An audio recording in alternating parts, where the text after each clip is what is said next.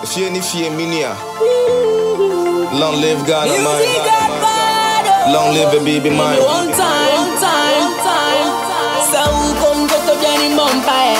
So come we are fire. I'm made here to you. Ghana made here to you.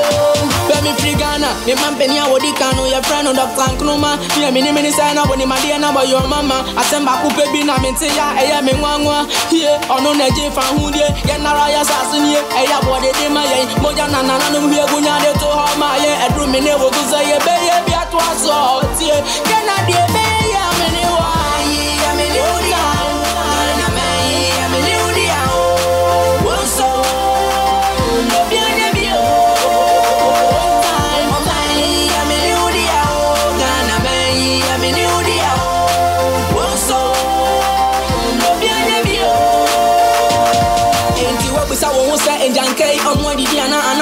same way you be an award and then you can into young physical tons of fang from Namo Frayina, come Nayan to Jomon come for you, say a kind of animal that be so did video some you know they did Ghana City, you be a baby and now to any greedy. I'm a junker bitty baby and I will go to Korea, and go be named India when I was so young. When you see my back and the Piatos and Uncle Tick and so we call Parliament, I can't go and just say, I want to make a power, and for Jankan Koya Bawan and say, Master Bibi, I want to go shop in some tower, and yes, I'm not going to power, when I want to try a bank tower. When me nyansa sebe nye bane ya kasa kwa omeyi ye ya no ipa uye sumuntie nyana mai impana heye omeyi ya me ni udia nyana mai ya me ni udia wonso no biane bio omeyi ya me ni udia nyana mai ya me ni udia wonso listen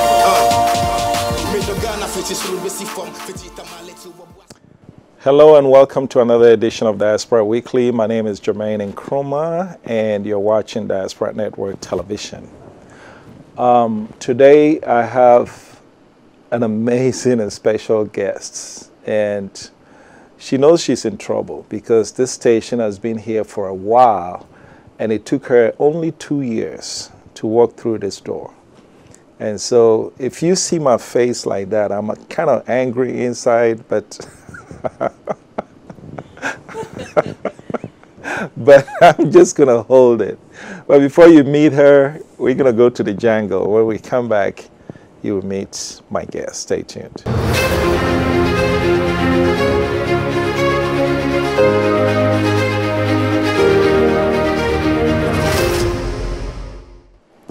In today's jungle, I want to dabble into what everybody is talking about now, but there seems to be nothing being done about it. Our lands, our water bodies are being destroyed with impunity. And while this destruction affects every single Ghanaian, only a few people are benefiting from that. And what's worse, they're doing it, they're perpetrating their destruction in tandem, mostly with people who are not Ghanaians. So you have the Chinese who don't care about our lands. They come in here, mine it, destroy, cut down trees, mess up our water bodies, in tandem with a few Ghanaians. They may be highly placed, but the Chinese, like the Chinese ambassador said, they couldn't do what they're doing without the collaboration of a few Ghanaians. So in today's jungle, I want to ask ourselves, what are we? I mean, what are we? You know your land is being destroyed. When you look at the African map, I want you to look at it from the top. The Sahara is inching downwards, okay? If you've ever been on the Sahara Desert, you've not been, but you've seen pictures of miles and miles of sand. You think one day Kumasi would not be like a Sahara Desert? Keep fooling yourself, okay? But that's exactly what's going to happen if we keep destroying our land and water bodies and not plant the trees in their place. And so for those people who are destroying our lands, the extra thousands or millions that you're making, great for your pockets, but eventually all of us are going to suffer the same fate. You might be able to send your kids abroad away from this all, but eventually it's going to catch up to every single one of us. So for today's Jungle, let's take better care of our land and water bodies. Stay tuned. We'll be right back to meet my guest.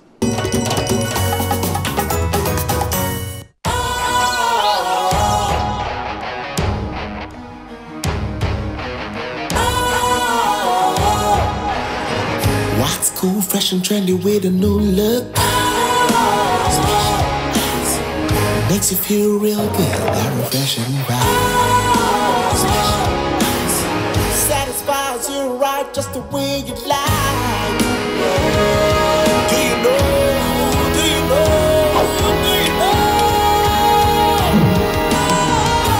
You gotta do it alone. Specialized makes you flow. Anytime, anywhere. Specialized, feel different. Always think specialized. Special Ice Natural Mineral Water. Feel different. Think special. This advertisement has been vetted and approved by the FDA. Hello and welcome back. Today I am joined by the one and only Dentaa Amwaten. Welcome. Thank you, Jermaine. You And know- forgive me, Jermaine. I know it's been 2 years, but I apologize. I apologize profusely. You know, you read about somebody's bio, he's done this, you've done that. What am I going to, if I try to read what you've done, we'll take half of the show. So I just say the one and only Dentaa. Welcome. Thank you so much for having me, Jermaine. How's it been? It's been good.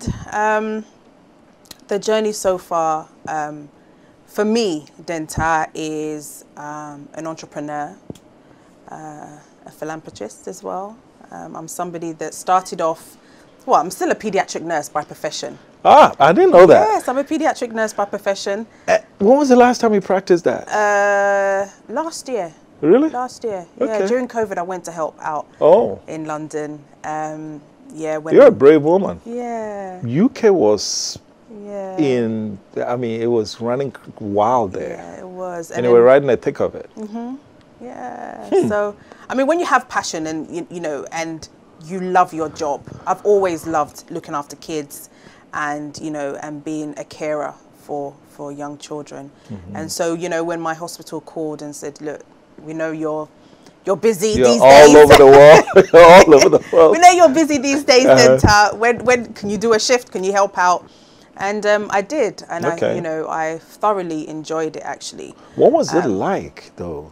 It was busy. 'cause- It was masked up. You look. I felt like you felt like an alien. And the kids, everyone's looking at you like, oh my God, wearing Yeah. all these garments. Yeah.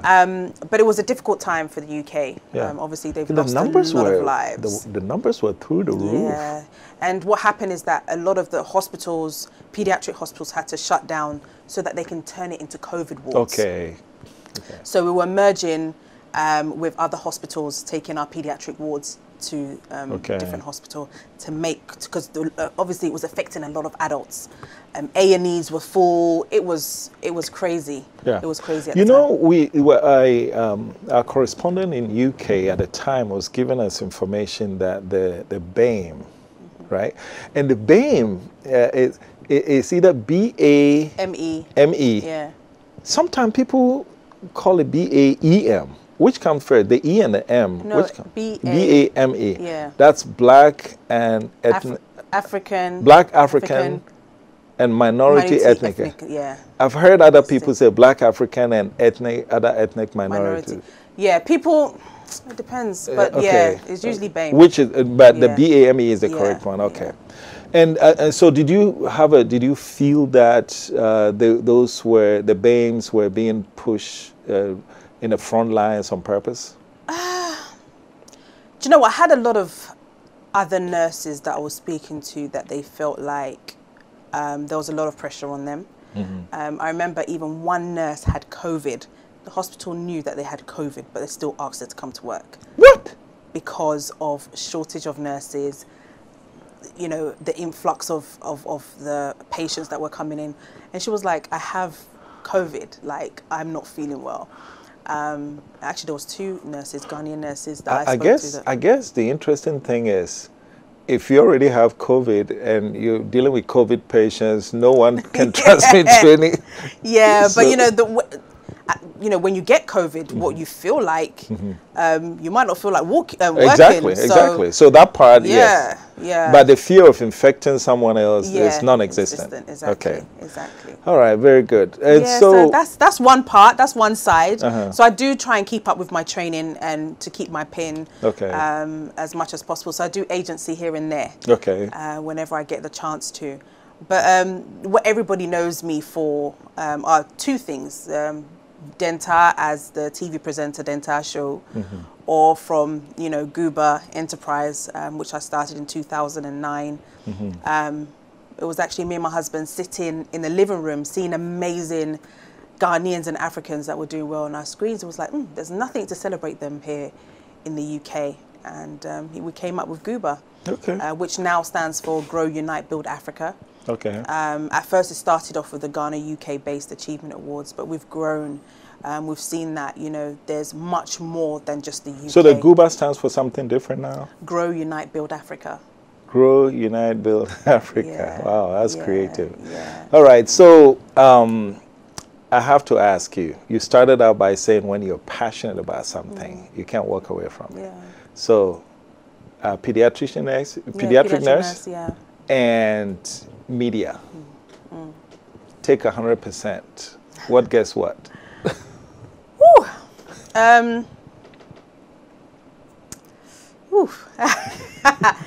I would say. Do you feel on the spot right now? Yeah, you put me on the spot because look, when I'm in the zone of my nursing, I'm in the zone. There's no media anywhere. Exactly. And then when I'm in the zone of my TV, I can't choose. Well, you know, you can always be political and say 50-50, but I know one of them is stronger than the other, and I'm not letting you off the hook. Okay, so let's say the media 60. And then there's a 40. Yeah. See, we got something. All right, very good, very good. Put me on the spot. So let me take you back. Let me take you back. Tell us about the young Dentaa Amwaten, childhood. Where were you born? All that stuff. Okay, so I was born in Drasso. Okay. Asante Achim. Okay. And I left for the UK when I was 5. I left for the UK when I was 5. So you're a Dadaba. Oh, really? Have you ever, a 5-year-old that goes to UK? Oh, Dadaba. Have you ever seen an Ejaba, a 5-year-old Ejaba that goes to UK? Okay, if you want to call it that way, no problem. All right. So my parents managed to get to the UK before I did. I think they left me when I was about 1 or 2. Okay. And at the time, I remember 1989, December, freezing cold. You went there in the winter? Yeah, it was cold. And I had short hair, I looked like a boy, you know, going to primary school, I was called names and, you know, all sorts of things. It wasn't a nice childhood, actually, because at the time being black was not the best. Yeah. But I heard the Caribbeans were not as bad as Africans. Yeah, I mean, you know, there was a phase. So there was a phase where you wanted to be white, and there was a phase where you wanted to be Jamaican. Okay. And now the phase is African. You know, and those were the phases that we all went through. Okay. Growing up in the UK. And because, you know, when I came down, I was speaking Chiga and all of that. English wasn't really my first language. And so school was very difficult. Okay. And even when you're from Drasso, you're used to eating bordeni, kuntumri. Right. You know, and now you burger and chips and fish fingers and mintiasi. Like, I didn't understand what that was all about.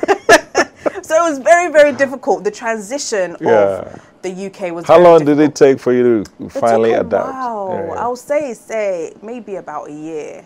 Oh, that's not too long. Yeah, but that's long as a child going to school every day. But I got used to it. My mum was encouraging me. But one thing I'm very thankful for my parents growing up is that they did not let me lose my chi. Okay. Growing up, they were very, very strict. That look, when you come home, yeah, Is it chi. chi?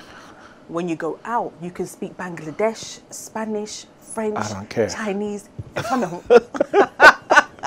But in this house. Wow. And I guess that has really helped me. But at the time, did you appreciate it? I didn't. What? I didn't like, and even it's not even in the house. When we're going out to the market, your mom is speaking to you, and you're seeing your friends, and you're just like, Mom. Of course, yeah. You know, You wanted to be called what? Did you have an English name? No, I didn't. But I was just like, come on, Mom. Like just like, you know, no TTM, Wow. bring the trolley, and you're just like, hey. Yeah, so it was then it was really embarrassing. Okay. You know, speaking to your parents in Chi outside. But now I'm so. But when you went to the parties, the Ghanaian parties, did you? But there were other Ghanaian kids, so that wasn't so bad. Was Yeah, it? no, that wasn't so bad. When you're in the community, Yeah. But when your other friends are around, that's when you feel the embarrassment. Why did they tease you afterwards? A little bit. They were just like, like, you know, and you just, even if they're not teasing you, you just feel like you want to speak English, Right. You know, Right. But my parents were just fantastic. All of my siblings, my brother, my sister. How many are you? So there's 3 of us. 3 of you. Yeah, and I have another half brother from my dad. He's our oldest. Okay. But yeah, it's just. So you're what number? Well, I'm number 1 from my mum and dad. Okay. But I'm number 2. Okay. Really. And the ones that follow, boy and girl? So directly behind me is Vesta. She's my sister. Okay. And then Eric, my brother. Boy. Wow. Yeah. Very good. So, life in London, was it growing up, your teen years? Yeah, I think life in London was okay because I felt like my parents also did a Ghana UK trips for me. Holidays, will come back to Ghana. Frequently? Yeah, I would say. But how many times a year? Oh, once. Once, okay. Yeah, once. From when I was about 16, they started taking me back. Okay. To learn the culture. But you know, in the UK, it's almost a Ghana town anyway, because there's so many Ghanaians around, so many Ghanaian shops, Uncle John's Bakery, you know, there's restaurants that you could go to, Afrikiko. So you don't miss Ghana? You don't really miss Ghana too much when you're in the UK. See, that's the thing that, you know, those of us on the other side of the Atlantic, I get jealous. Because you guys just do one high jump, 6 hours, you're 6 home. hours, we're gone. And you're already in UK where it's almost home. Yeah, yeah. And it's the same time zone, you're not jet lagged, you know. And then we have so many Ghanaian events.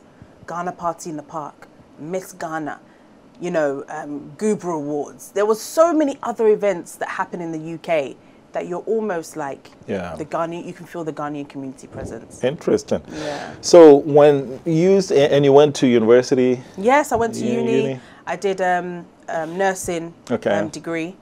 And I did performing arts as well. So performing arts was... That's so growing up, my thing was, I thought I was going to be an actress or a singer. Yeah. I don't think I've heard anybody do that combination. Yeah, I did performing arts and nursing media. And performing arts? Yeah, so I did performing arts and media as A-levels. Okay. And then I did my degree in nursing. Oh, okay. Yeah. All right. Yeah. So that's where all these come from. Yeah. Very good. Yeah. Very good. All right. So now you are a woman of your own. When did you decide that I'm going to put this in practice? I mean, we all go to school and learn stuff. And I think the statistics are that only about 16% of college grads get to work in their line of study. You studied nursing. You're one of the lucky ones. In fact, nurses pretty much, once you finish, you're going into that. So I don't even. But what time did you start to go and dust off your performing arts and stuff and start to put it in practice? Okay, so I was, whilst I was even doing my nursing and even doing my performing arts, I was doing extra work on soap operas in the UK. So I did EastEnders, I did Judged on Deed, Holby City. That's mainstream? Yeah, oh, that was okay. on BBC and Okay. stuff. And then one time I got a big part in Judged on Deed, which was a series on BBC. How did you get connected to that? So I had an agency. Okay. Ray Knight at the time, they were called. And one time I was supposed to play an extra. And the man said, oh, you look like you can play a mother, play a daughter of this woman who's going to be your mother. Can you cry? And I was like, of course I can cry. I think at the time I was maybe about 17, 18. I was like, of course I can cry. And they said, you know, your brother's just been put in prison. You guys are in court. You know, he shouldn't be really going to prison, but this is what's happened. So just cry at that point. No problem. I cried. Hey, I cried. That was the first time? That was the first time. That was the main. And then, you know, I had some speaking parts as well with my mom. Okay, and so let me hold you right there. I've always wondered, when this thing is not real, how do you cry? No, so you get into the storyline. Okay. You really get into the storyline, and you just have to feel that is my brother. He's going down for something that he has not done. You know, and you get triggered. Your emotions just start coming out. I have a question that, and I'm going to take you through, I'm going to paint a scenario to you. You had a breakup with your boyfriend, very bad breakup. You can't stand him, he can't stand you. And it took you a while, but you finally moved on. And you've got a new date. You're looking forward to this date. You're going out to eat in a restaurant and everything. And you walk into the restaurant, and guess who's sitting in the corner? Your ex-boyfriend. Your ex-boyfriend.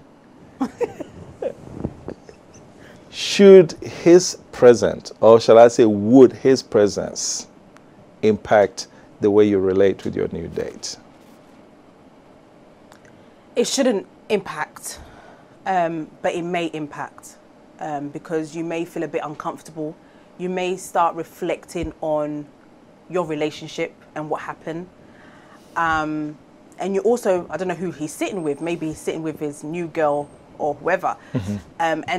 And maybe the way he's reacting to that girl, whether he's, you know, all strokey or kissy, may affect you. Obviously, you've been with that person before. And so you're only human. There will be some type of emotions that you go through. The reason why I ask is that because I'm not an actor. And so whenever people can get into the story like that, the scenario that I painted to you is what comes to mind. Because it's like, I feel like the camera is your ex-boyfriend in the restaurant. You know he's watching your every move, but you got to be in the moment with your new... Yeah, you need to be in the moment. With your new date. Absolutely. And you're going to be able to block him out. That's interesting. All right. So now you cry, and then what happened? And then I remember at the time, a month later, I got paid £1,500. For a 17-year-old? I was like, anytime the producer wants me to cry, I will cry. Like, just call me anytime. And it was just amazing. Wow. And yeah, it was a great experience. That's good. In terms of my acting. And I started off doing my TV presenting after that. So I was doing OB TV at the time, which was a Ghanaian station. I started doing Dentaa show. I started doing Dentaa show from about 2006. Okay. Where I'd come down, interview Ghanaians that we don't get to see. Right. I draw smart, Ejako at the time, I made Dokno. I used to come down and interview them and take it back so onto UK TV. What drives Dentaa? I think what drives me is my passion for Ghana. I feel like we have so many amazing people in the country. The reason why, you know, we started Gooba was one of those reasons that, you know, there's so many unsung heroes, so many people that are doing amazing things that are not being recognized for it. And, you know, when you do the Gooba Awards and people are doing their speeches, you feel so humbled because the journey hasn't been easy. And I think that what I always want to share is that, look, yes, it's not easy, but it can be done. Yeah. Because people are doing it. Yeah. Okay, so my country, Ghana, the people that I get to meet inspires me and impacts me. And I just love being Ghanaian. So how do you feel when people trash Ghana? It pains me. Anytime I hear anything negative about Ghana, it really, really does pain me. But there are some who say that the trashing is also justified. For example, the Galamsey thing and everything. Oh yeah, no. I even had a conversation with one of my guests on my show about Galamsey. I'm not saying there shouldn't be any negatives. There are platforms where people will get to share the things that are being done negatively, right, that needs to change. And I do that sometimes on my show, where my guests, you know, they vent out what they're feeling. But I feel like there needs to be also people that are championing our country. Yeah. There's been a lot of negatives in Africa. We're portrayed as so many different things. Yeah. And so I want to show the positives. The positive. Okay. I want to show the hotels that you can go to. I want to show you the restaurants that are here. Yeah. And that helps with investment. Yeah.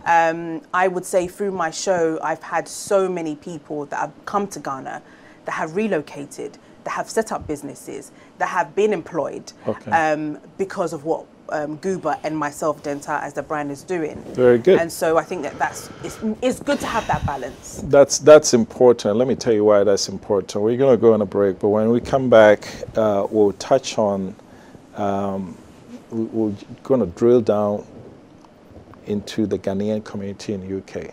But before we go, I want to touch on the aspect of why the positives are important.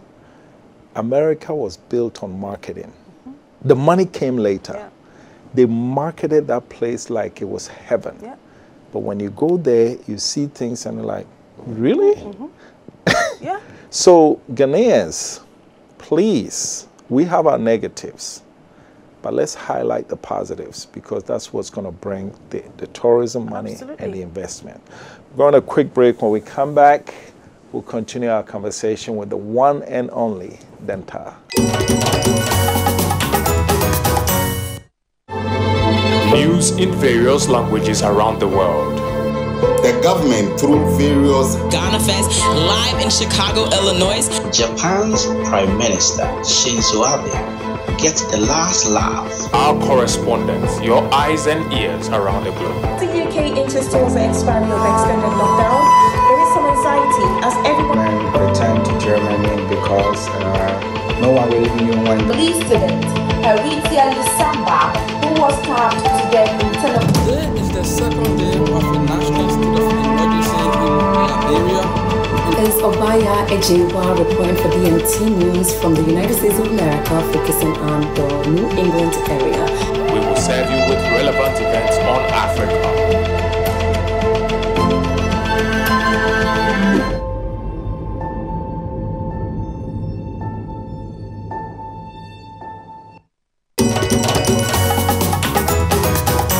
Very good. Welcome back to Diaspora Weekly. My name is Ghanaian Community, and we are having a very, very nice conversation with Dentaa. She's taking us into life in UK, and that's where we're going to continue off of. Tell us about the Ghanaian community in UK, because I've had people tell me that Toronto, Canada, for example, people stand on the 17th floor or maybe the 5th floor. Hey, yeah, ukojoma tomamonini bi breme. Is that the kind of? Do you know what? There's areas. There's what's this area? I've forgotten the name of the area, but there's this area where all the blocks of flats are Ghanaians. I don't know whether they're just the government decided to just put them all together. Right. But you would get that, you know, you would get that. But I didn't live in that area, but there's a strong community. Even, you know, funerals and stuff, you get Ghanaian community all coming together and supporting each other. So I think that, you know, Ghanaians in the UK are very, very strong when it comes to community stuff. They come together. And I imagine London is a very close city. It's not a very large area, but a lot of people. So when you have a community, people actually live closer to each other. Oh yeah, they do. Really? They do. And even you'll find that people even living outside of London, MK, Milton Keynes, where else? Birmingham, Manchester. They'll still come down to London to support a friend, wedding, funeral, or whatever. So what would you say the Ghanaian population in UK estimate? They just recently did a census actually, but it's not out yet. But I would say there's at least 250,000 Ghanaians. Wow, 250,000. Yeah. In London or in the UK? In the UK. In the UK. Yeah. Interesting. Yeah, if not more. Yeah. So if you heard of ROPA, right? How do you see ROPA playing out in the UK in terms of how people vote? Because now the EC says that they're by their own metrics. Wherever there are about 500 Ghanaians registered voters, they'll have a polling station. By your measure, that would be a lot of polling stations in the UK.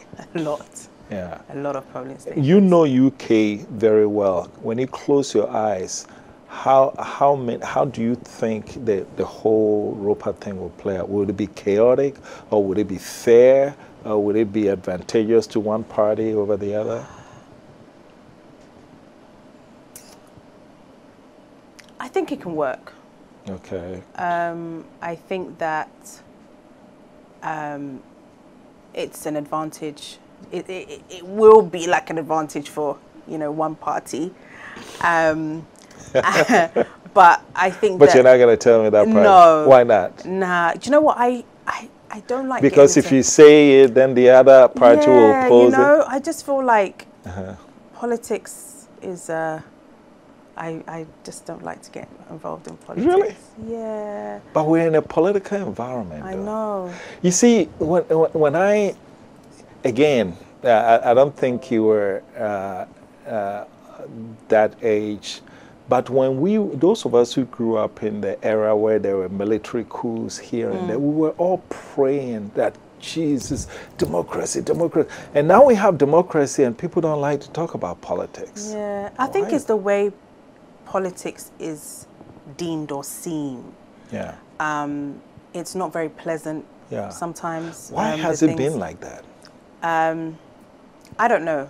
But what I see sometimes, and you see sometimes some celebrities do endorsement for a particular... Would you ever do it? Because of Guba and what I do, I've tried to always stay neutral. But if the money was good? It's not about money. Okay. So if you did it... I'm somebody that, look, if this person is doing well, you give them props. Year of Return, I think that Nana Akufo-Addo killed it. Right. That was a market. We'll talk about marketing. Fantastic. Okay. Brought in so many people, and it helped the likes of us who are championing these things. Absolutely. You know, and so you must give props where props But then are if due. you do it, they say, she's an MPP. One, I know. And that's the issue. That's the issue that it makes a lot of people go into a shell. Why don't you now then tell Ghanaians, educate Ghanaians that as I sit here, we're professionals. If I'm MPP and I find out that you're NDC, why should it change our relationship? Yeah, and the thing is, in the UK, it won't change anything, okay?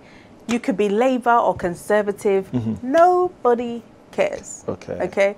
But I think that in the African realm, it's looked upon as different. And I don't know when that's going to change, unfortunately. For me, someone like John Jamello, he's a friend of mine, okay? He's NDC, that doesn't matter, okay? He's still a professional, he still does what he does, and he should be supported, you know? But then it's like, it's I know where you go. Yeah. All right, for me, I think it's because the government controls so much of the economy that now who controls the economy becomes very contentious. Yeah. In the UK, in the capitalist environment where you and I spend most of our time, the private sector is what drives the economy. Exactly. So we don't care who controls the...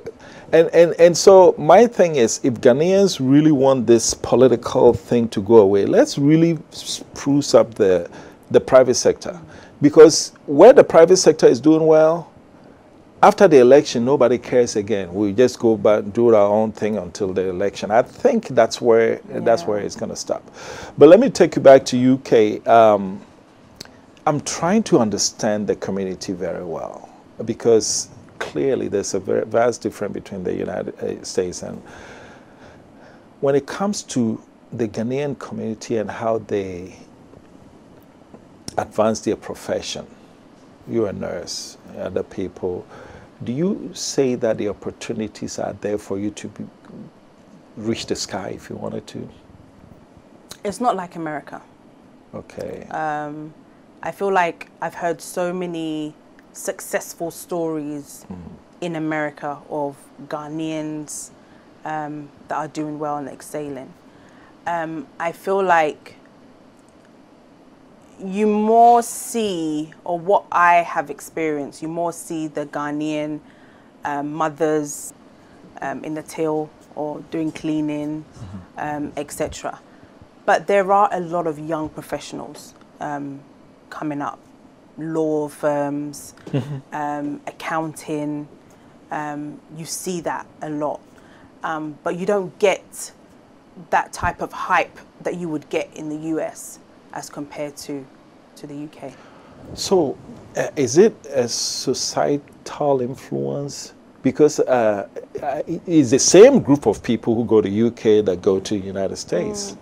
So maybe there's, you know, America, what do they say? The land of opportunity, right? Right. The American dream, I don't know. Yeah. In other words, are the opportunities there in UK, but just the African community is not grabbing it, or there are certain subtle limitations? I think there must be some subtle limitations. Okay. As well. Whereas I feel like in America, the door is probably wider open for such growth, okay? And stepping up the ladder, you know, but I think that there could be that type of limitation. So then in that case, am I hearing hints that the racism is more perverse in UK than is it in the United States? I think there's racism everywhere. But I think that, you know, it's kind of brushed under the carpet more and looked as if it's all fine, but it's actually not. But I also, on the flip side, I feel like maybe we're also not taking up the opportunity and fighting for that level. But when you go to the nursing scene, mostly all of the top senior nurses are Africans as well. They do really, really well. You know, they're senior nurses, they're matrons. And so I think that maybe in nursing, it's a bit different, where you see a lot of growth in the African community. Okay, but not the medicine, not doctors and everything. Doctors, I see, oh, sorry. Doctors, I see, microphone. Sorry, doctors, you see more of the Asian community. Okay. Yes, the black community is there, but you see a lot of the Asian community. Okay. I know you've done work with the Buckingham Palace. You know them. What did you think about this, Angela? What's that? Meghan, the Meghan and Harry. Is it qualified? Can I call it soap opera, basically? I don't know. I mean, I've met Prince Charles a few times, and he was lovely. He was funny, he was entertaining, he was open, and so it was a little hard to digest, but I don't think anybody will come out to say something so painful about them if it wasn't true. If it wasn't true, yeah. You know, there's got to be some truth somewhere to it. But obviously from what I experienced from them, I didn't experience that. You know, he has supported Guba. I mean, Guba was called to do his 70th birthday party when he came to Ghana.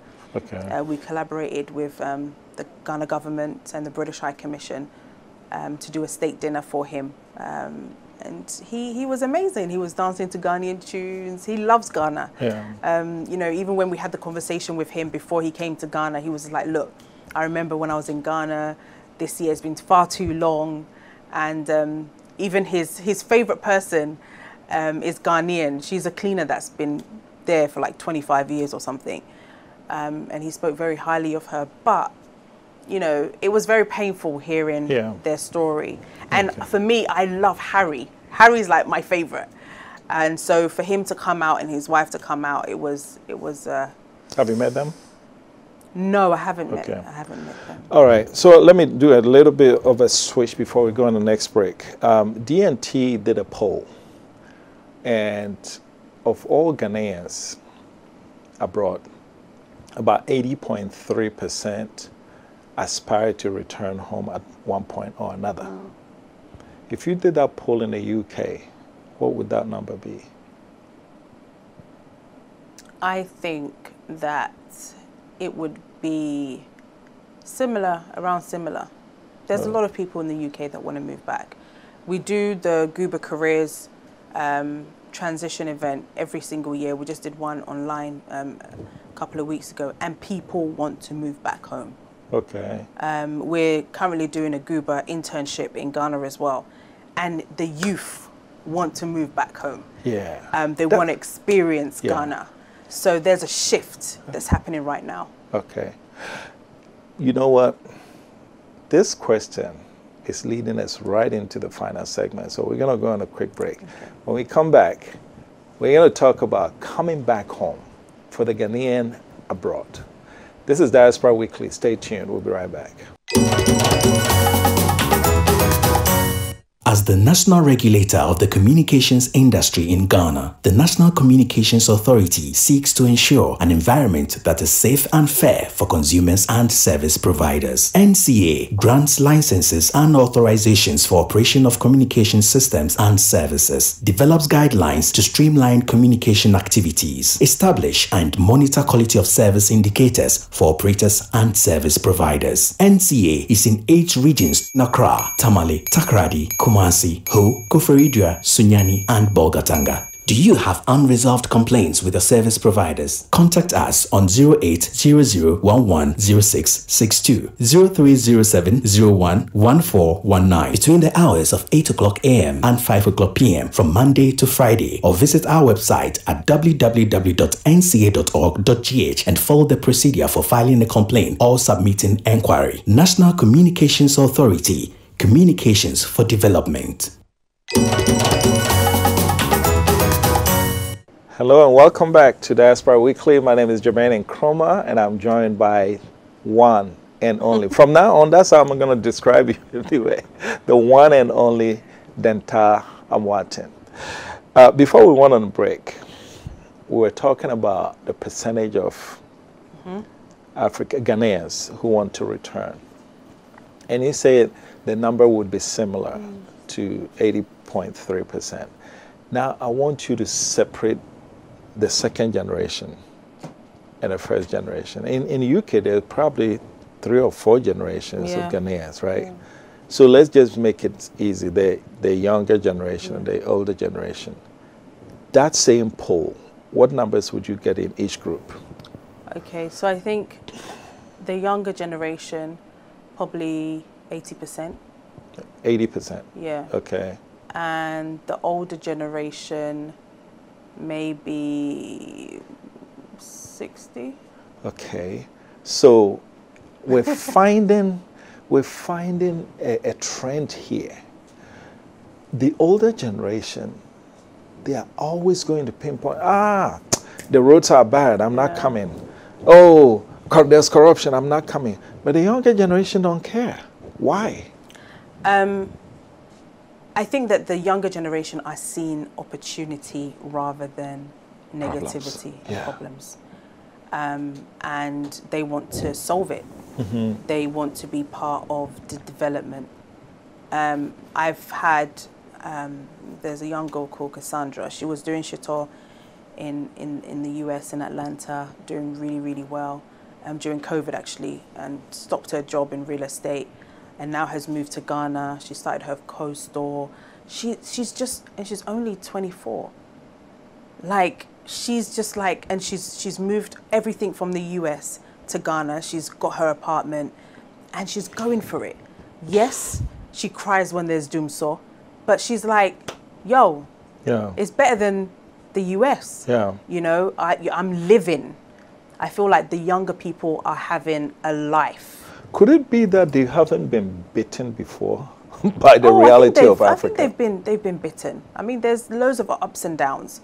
Okay, trying to get, like you said, a land, trying to get an office space, trying to register your company, what you have to go through.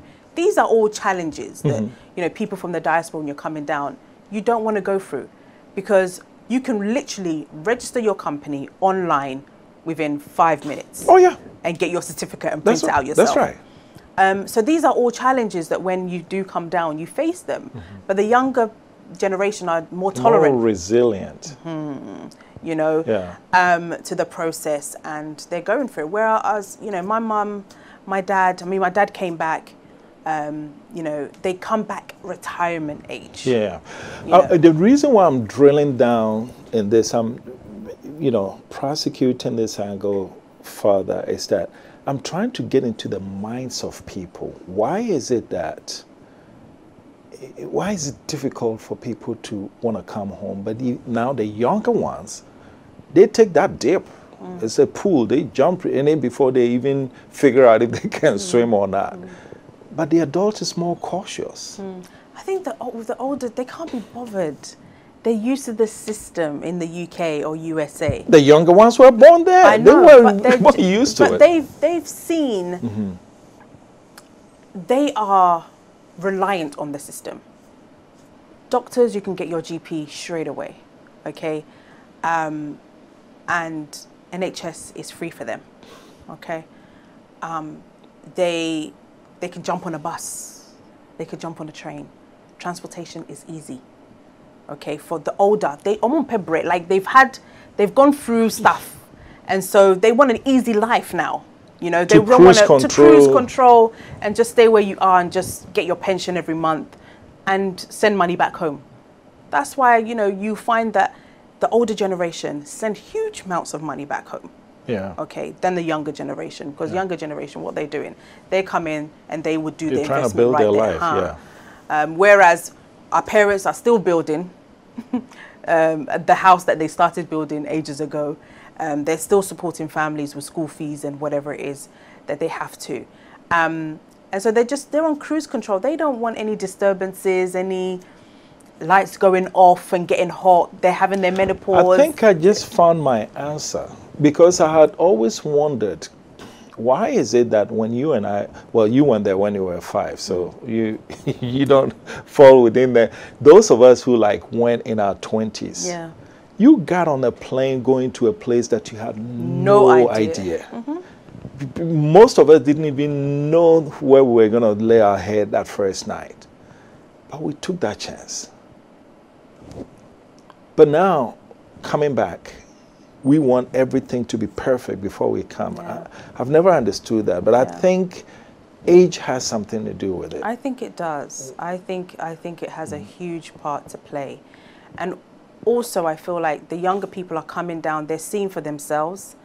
They're coming down for breaks in Ghana, so not going on different holidays, but they actually want to spend time here. You know, and we've got great personalities that are now coming to Ghana. So you've had Oswald Boateng, you know, people that you look up to, and they're putting on their social media. I'm in Ghana. You're like, what am I doing here? You know, you're getting Stormzy, June Sarpon, all of these, Idris Elba come to Ghana at Christmas. And you're just like, whoa, what's happening in Ghana? Everybody's talking about Ghana. Except the original Ghanaians who left. Especially, the, you know, apart from them. But I think that we are seeing the opportunity. We are being more resilient to, you know, what I want to spend the final moments on how we fix the continent. And now I'm going to broaden it out from Ghana to the rest of the continent. Our generation, and in my case, the generation ahead of me, before me, I believe they just played dead and allowed white folks, Chinese, to walk right over them. Do you see a difference with this new breed of Africans? I do. I see passion. I see them wanting a better Africa. Even when, I don't know whether you watched Coming to America, the part 2. A lot of the young people were really upset about that. Because they're just like, that is not Africa. Yeah. You know, and, you know, if you want to know about Africa, Google Africa. You know, we're not wearing what you're, what you're wearing. We're not doing what you're doing.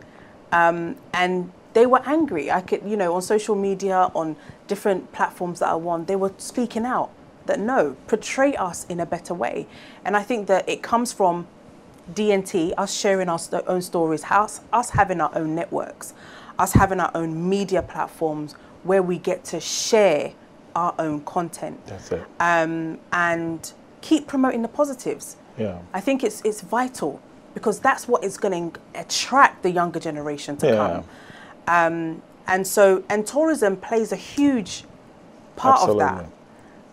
And so I think that, you know, there's more, people are seeing the opportunities in Africa. You went when you were 5. You schooled with people from all races. They're your classmates. You beat some of them academically, some of them beat you, and now you're grown. So if you sit in a boardroom and there's another white guy, Chinese guy on the other side of a table, do you feel any, do you get any sense of inferiority? But you notice in the past there was some of that. Oh, yeah. That allowed the colonials to get away with murder. Absolutely. Here. So if you were president of Ghana, what would you focus on? The older diaspora or the younger ones? Oh, I would focus on the younger one. To try and bring them back? Yeah. I would focus on the young generation. Look, the young generation, they're open-minded. They haven't been... they haven't gone through a lot of process. Okay. They don't have any baggage in here. They don't have any baggage. In fact, they don't even know. You ever heard of the phrase "Kasi Bruni Chemekapre"? Yeah, yeah. You know, they don't have that. No, and they're eager to make change. And so I would definitely concentrate on the youth. And for us youth to come back, it's just the systems that need to be put in place and be tolerant and strict on those systems. Yeah. And it will work. I feel like Africa will work. It will take a long time. We have gone through a lot, and we're still going through a lot because we are very open. Yeah. And that's why you see that, you know, a Chinese can just give another Ghanaian 20 Ghana cedi every week or every day, and they'll just open up. Yeah. You know, but they don't know the consequences. And I think that education is key. One, what are we teaching our children in schools? Are they learning really? I was talking to one Ohene in Kumasi. They're not even learning about Yasantwa. They're not learning about Yasantwa. And so, you know, are we learning about our greats? Are we learning about Kwame Nkrumah, who he was and what he did and, you know, what he went through? Yeah. Are we learning about those people? Yeah. And history is important for us to learn. And folk stories. Somebody talked about Kweku Anansi. And they said, Kweku Anansi is our Spider-Man. Yes! They've turned it into the Kweku Anansi. And something negative, like they say he's a scam artist. No, you're looking at the scam, but what about his brains? His brains. They've turned it into Spider-Man for you. Look at that. And now your children love Spider-Man. You know, and we've got Kweku Anansi, this bright, person. Yeah. And we weren't able to turn it into something positive. Yeah. So our mentality as Africans, you are dark-skinned African woman. I love my skin. Beautiful, I might add. Love my skin. Now, would you ever bleach? That look answers this. Please. But why do you think the bleaching thing is now getting out of hand? It's beyond me. I just, look, there are white people that want to get tanned, are going into tanning places just to look get black. brown, yeah, to have that brown, Yeah. golden skin. Yeah. And I just don't, I really do not understand. And again, it's colonial, it's lack of education for me. But even my children, I tell them every day, your skin color, that's they gold. want it. It's chocolate. Do you know what chocolate is? Chocolate is tasty. Chocolate is beautiful. And we must encourage our children. You know, we must teach them the importance of our hair, our natural hair. We need to make sure that we are speaking good. But the reality, though, is that media relies a lot on consumption, the people, the audience. And the reality is that African movies, they cast a lot of fair-colored girls because those are the ones that consumers want to watch. How do we change that? By D&T. You are the media houses that need to start promoting the right things. And I feel that that will make a difference. And even with me, my platform, we need to use our platforms to educate people. That what we have, what you're born with, naturally, is great. Yeah. That's what God gave you. Yeah. So embrace it. So Dentaa would never do any boobs? No alteration? No alteration whatsoever? My mama gave me all of these things. But you know what? You know, sometimes if a mother, you've gone through pregnancies, you've gone through so many things, and you just want to snatch back up. That's fine. That's understandable. But that's restoration, though. It's different from enhancement. Yeah. Okay. Yeah. So I think. And there's some people that are obese, and they can't. They've Yeah. tried. So if they want to go and do surgery to fix everything back up, so be it. Okay. But I think when it comes to the skin, we shouldn't touch that. What's hurting us the most as we develop on a continent? Is it money or is it mindset? It's mindset. Mindset? It's not money. Money. There's money in Ghana. If we got our mindset right, we wouldn't need money. Money is here in Ghana, and the Chinese know it. You just returned from the UK. On the flight, what percentage was Ghanaian? What percentage was of the passengers? Oh, were foreigners? Do you know what?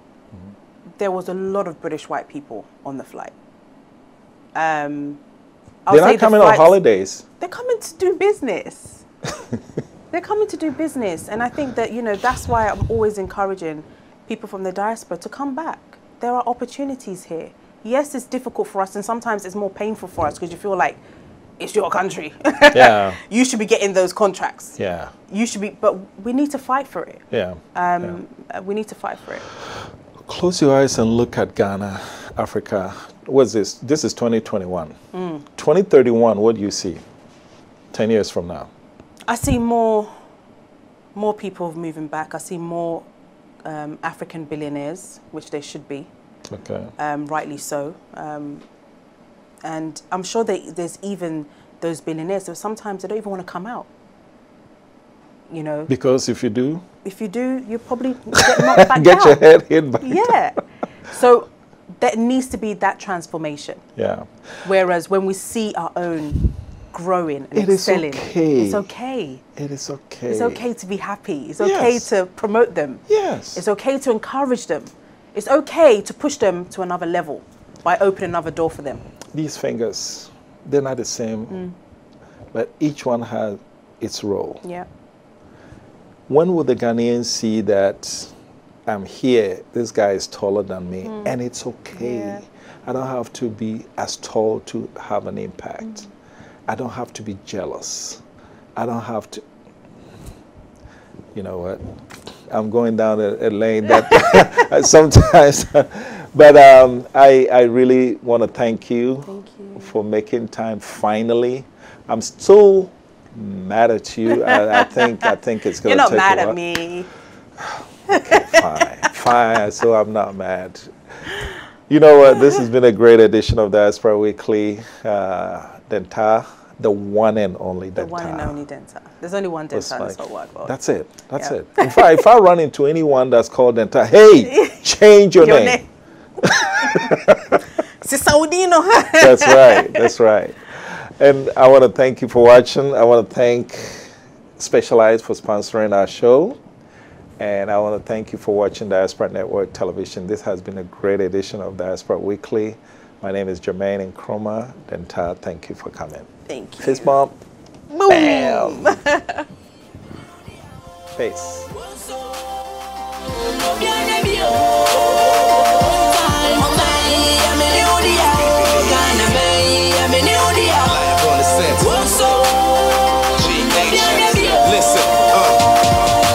Ghana fiti suru besi from fiti tamale to wabwase to gamami si show be the freedom obi beni me na fa any chido say you be ya magana ye dia buy share bit take too long say me shek with the streets ye ni school ye ni fees so politician ye can say good ne food in the cheeks now my game ya me pesa me the vim friend with thieves but now I'd rather come in peace me yan say ye be ya fam ye won pen ko so bia wonyana sem my winning just say wo figana me can say you so far my damn and so bo hwe na say was skin color na wo benya na so ben so dia wa sem a simple team, my simple citizens. Don't worry, I said, we'll hook it. Can work with all these silly things. Charity begins at home and only one from Tete Saints. Yeah, you won't touch it, set it to James.